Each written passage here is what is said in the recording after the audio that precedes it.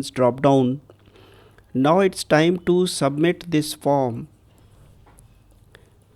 Now it's time to submit this form and receive it on the server side. So how is this done? For this, let me explain you that on the server side in the backing class, you will need to first of all have a bind property for some property that you want to connect. For example, in our case it was public user data get set. You will need to have a bind property because this is the property that is for two-way communication, and this property, it will bring the data from the form when the form is submitted. When the form is submitted, the data filled in each of the inputs, that data will be received through this bind property, and then the various fields of this bind property, they will give us the various data entry made by the user. So this is one thing which is very important. If you do not write this bind property attribute, your things will not work. I have created a project which I will explain in a moment, but let me first of all take you through the theory part. The second thing is that your function, your class must have a function that will receive the call.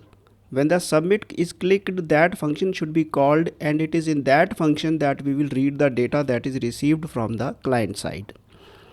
The function must, because as I told you that 99% of the time your method is going to be post. The method of form submission is going to be post. So our function must be called on post. So this is very important that the name of the function should be on post.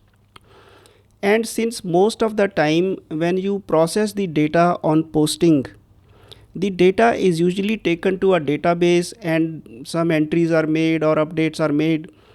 So in that case, database connectivity always takes time, and therefore it is recommended, and you should always in fact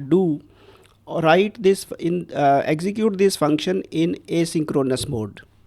So we should name this function as on post async, and you do not need to have any parameters into this function because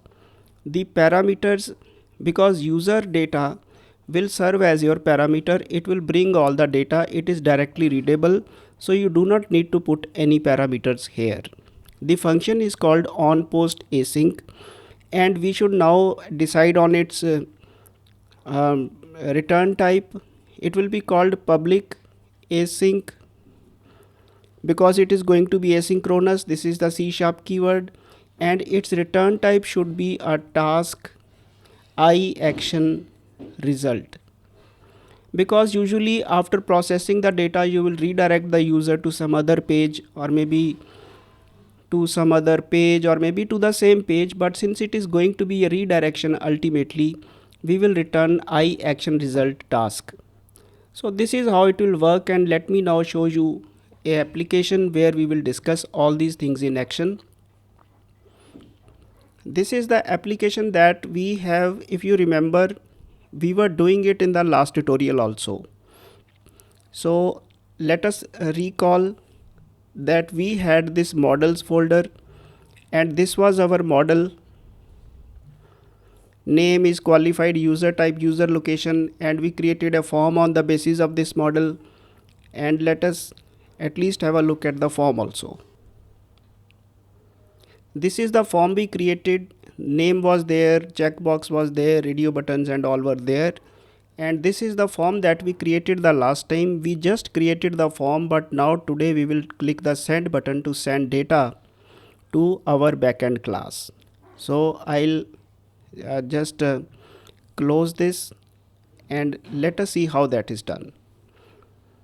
Come to the backing class. This is the backing class, and we had already last time also discussed that this backing class has a bind property user data, and now today we have added this method here, public async task I action result on post async. Since this is asynchronous, this function should be suffixed with async for readability. But the name of this function is important. It should be O capital, P capital, followed by A capital. This is the recommended name, and we suggest that you should keep the name same, otherwise the call is not received. So inside this function, what we do is we create an artificial delay, because this delay usually takes place during database operations, connection establishment, etc. So this is just a simulated delay. After this, we have created a string user data dot name. Whatever data is coming from the client side, the name property, some semicolon, and then this user data dot user location. We are just displaying two fields that are received from the client side. And